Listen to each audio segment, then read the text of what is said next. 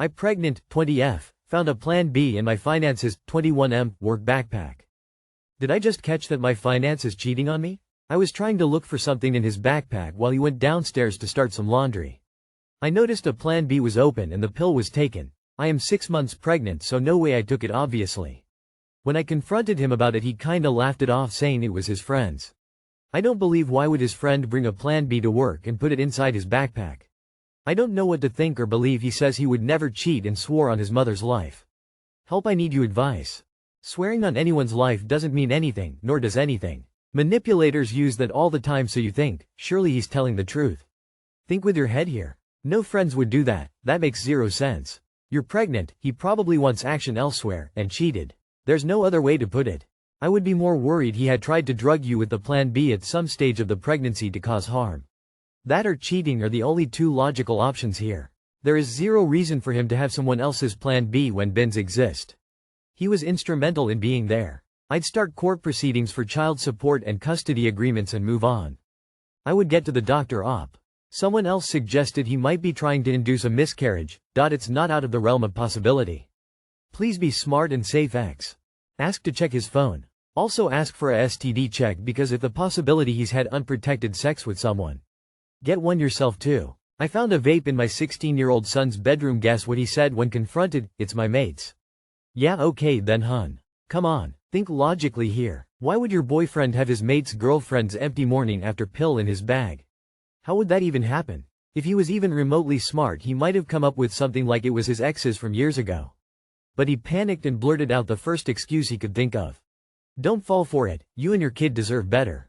Husband, 33M, says I, 31 female, betrayed him by venting to my SIL. So my husband said I betrayed him by venting to my sister-in-law. We married brothers, about an issue that we had. He said you never say anything to someone who is around us because then they will perceive him differently.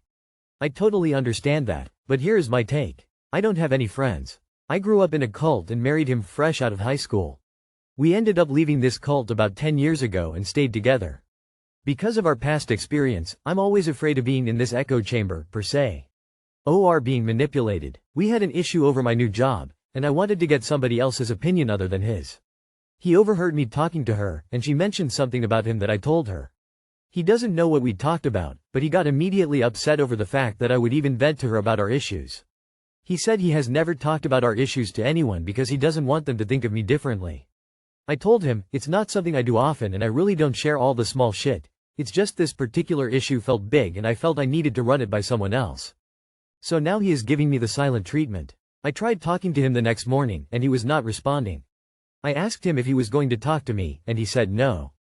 We are now on morning day 2, and he is still not talking to me.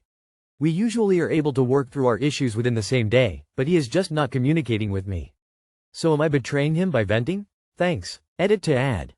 I did try to apologize to him and told him I would seek a therapist instead of venting to others. He told me I'm not venting, I'm gossiping.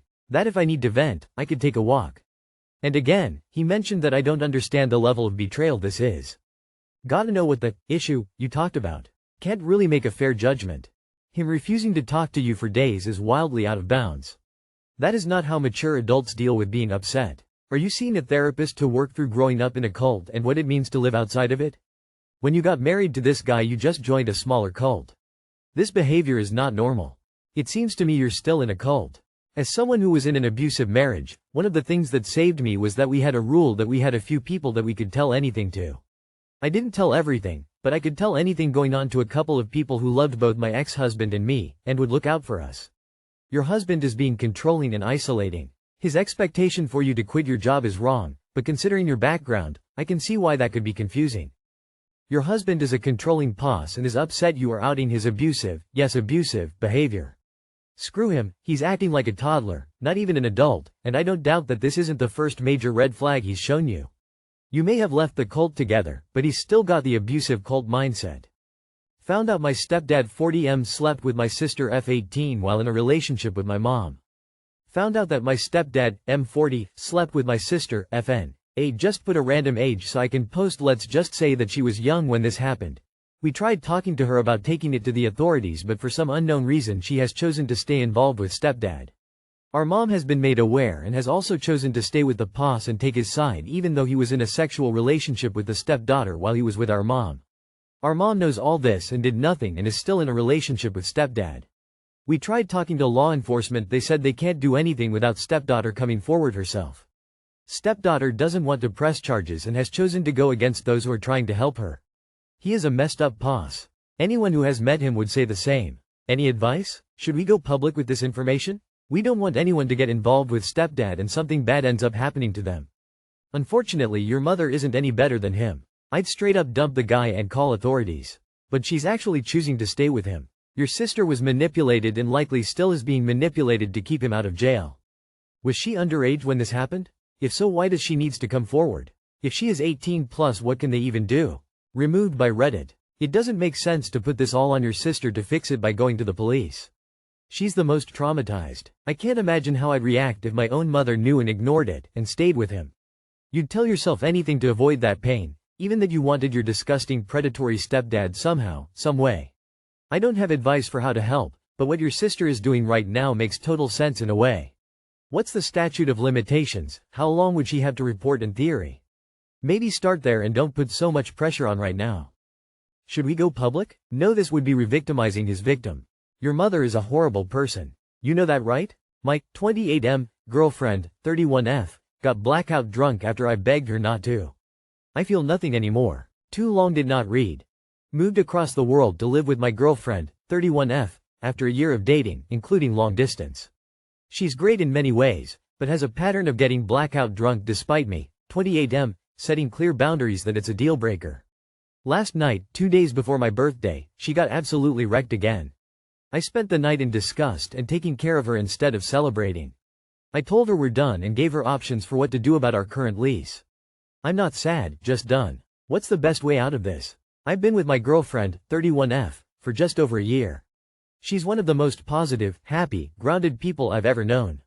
We met while I was living on the other side of the globe. Then, due to some personal circumstances, I returned to my home country for 3 months and we decided to try long distance. It went well and I'd trusted her 100%.